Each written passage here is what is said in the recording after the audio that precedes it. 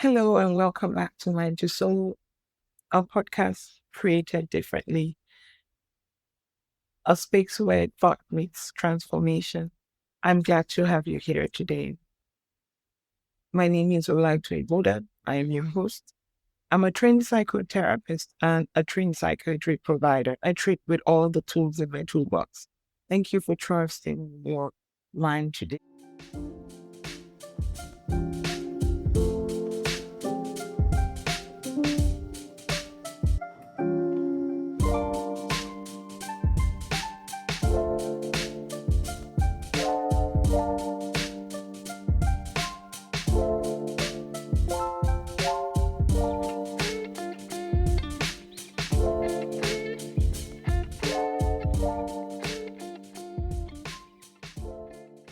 Welcome back.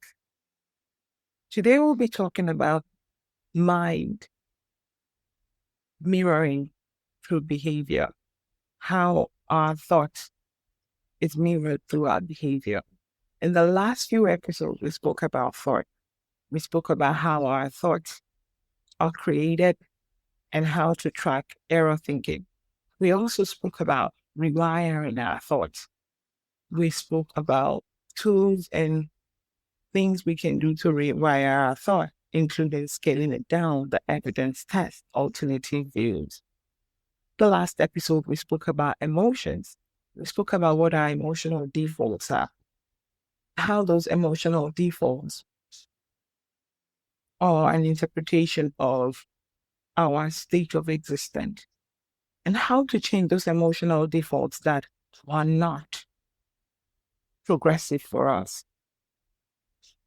Today, we'll be talking about behavior.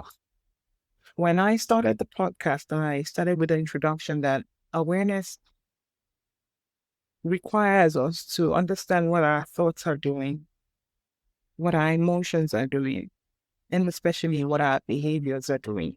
And that's what we're going to be doing today. We're going to be identifying what our behaviors are doing. Let's be honest. We all have moments where we ask ourselves, why did I do that again? Maybe it's reacting unkindly to someone or something. Maybe it's procrastinating on something or reaching for comfort when we really need clarity. So why do we act against our own best interests? Why do we do certain behaviors and repeat them over and over again, even though we know they're not good for us, they're not the best for us? Today's episode, we're going to explore and understand the gap between knowing and doing and how to bridge that gap. By the end of this episode, you will understand the psychology of your behavior, what drives your pattern, and how to begin to reshape them in ways that will support your growth from inside out. It's only reasonable to say that the psychology of behavior exists on three internal factors. It's the thought, it's our emotion, it's our now conditioned behavior. The thought is the blueprint of our behavior. This is where everything starts. It's the architect of our behaviors. It's the starting point of what our behaviors are, both new, old, and future behavior. It starts with the seed that is created in our thinking. Your thoughts are invisible architect of your action. Before your behavior, you think sometimes consciously or often unconsciously. Psychologists call this the cognitive behavioral link. What you think directly influences how you act. We spoke about how when thinking is not healthy, behaviors will not be healthy. Emotions is the in-between. It's like the glue. It's like the second step in the process of what our behaviors will look like. It's like the energy beneath our actions. Emotion acts like the fuel for our behaviors. Anger may push us to argue. Fear may make us feel the need to withdraw. Joy may inspire us to be generous. Warmness might inspire us to be more open. Those emotions really determine the behavioral outcome. When you understand the emotional current behind a behavior, you start to see the why behind the what. The last part of that force, thought emotion, is conditioned behavior. From childhood onwards, we absorb behavioral template from our surroundings. This template become autopiloted to us, and it shapes how we respond in the world. I always say thinking is never conclusive. Thinking is a process that keeps going. Emotion and feelings are not fact because it's gathering information based on what we're thinking. We're still gathering information. Emotion is trying to understand what we're thinking. And behaviors are the choices that we make to determine the outcome of our thinking.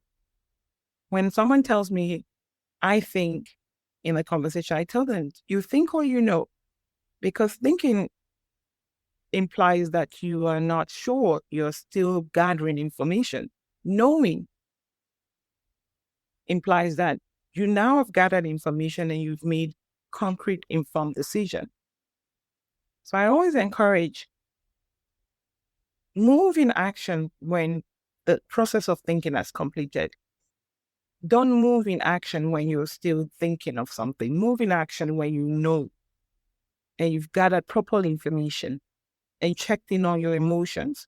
You've made sure that it's not errored. Then move into behavior, move into action there. Classic conditioning shows us that behaviors can be shaped by association. Pavlov conditioning the dog to salivate when the bell is rang. Then the dog learns that the bell being rang meant food. This applies to our real life as well. In our lives, we form association to certain smells, a song, or even a look can trigger a habitual response without us thinking about it.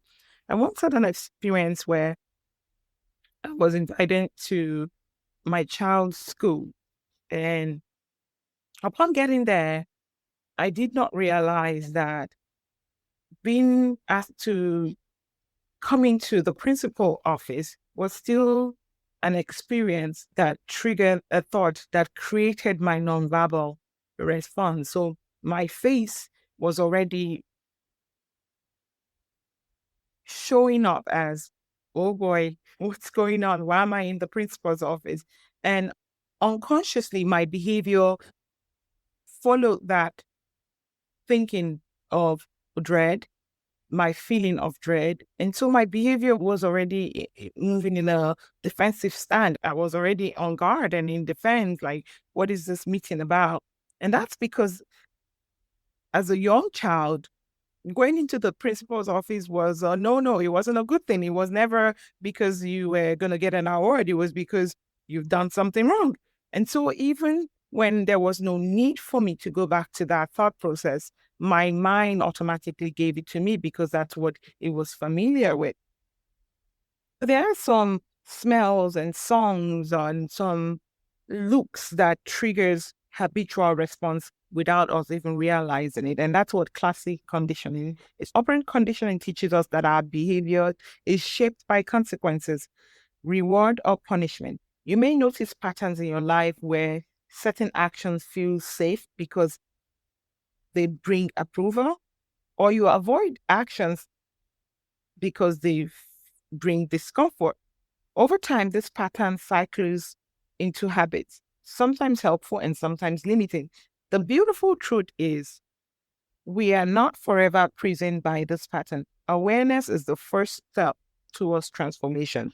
By noticing our automatic response, you can act with intentions rather than with impulse.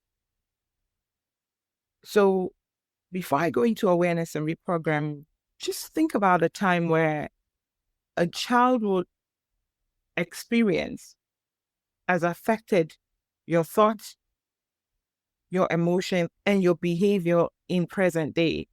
I often give an example of being afraid of certain consequences and changing my behavior because I'm avoiding those consequences because in the past, those consequences have not been favorable. The hard work is cultivating awareness and reprogramming unhealthy behavior. I love mindfulness because mindfulness allows you to observe your mind before it influences your behavior. It doesn't need you to be judgmental of your thought process. It just needs you to move into it with curiosity, move into it with observing.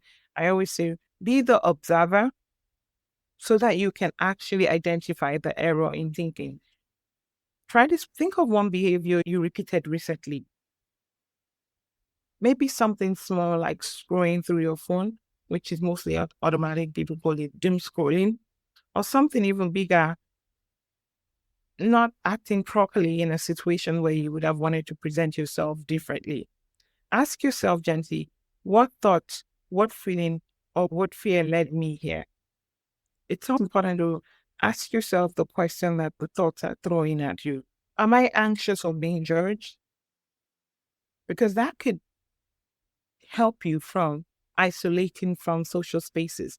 When we bring together our mind and behavior, something magical happens, alignment. Your behavior becomes a mirror of your deepest self. When your action reflects your value, your compassion and your curiosity and your authenticity, the mind and the soul begins to speak. Ask yourself, are my behavior reflecting who I am truly inside? Where might I be acting out of fear, habit, or unconscious pattern? Every small act, a kind word, a pause before reacting, can ripple outward. Remind yourself that our behavior is never meaningless. It tells a story, often more honest than words even could. This podcast, I really just want you to challenge the last and most important interpretation of who we are, our behaviors. People may not see our thoughts. Maybe they might predict our feelings, but they can definitely interpret our behaviors because it's much more open to objective and subjective interpretation. So just think about it. Childhood things that trigger me to act a certain way. Is it fear driven? Is it anxiety driven? Is it judgment driven? Am I behaving the way I am because it's comfortable? Am I choosing this behavior because I've properly evaluated, reviewed, and reflected on what my thoughts are doing or what my feelings are doing? Until you're able to be that self-aware, until you're able to hold yourself accountable from the inside out, your behaviors will always present unhealthy. And that's not always the representation of who we want to be. So do this for homework. Reflect on certain behavioral patterns that has become automatic and normal to you, that have become habit to you, whether getting up from work and opening the refrigerator and grabbing a bottle of drink or grabbing food and just eating it. Why do I do that behavior? Is it conscious? Is it unconscious? If it's unconscious, move it to consciousness and challenge that behavior, challenge the thought behind it, challenge the feeling behind it, so that you can move into a much more healthier, well intended behavior. Thank you for joining me today. Until next time, be kind to yourself. Remember, awareness is power and power is freedom.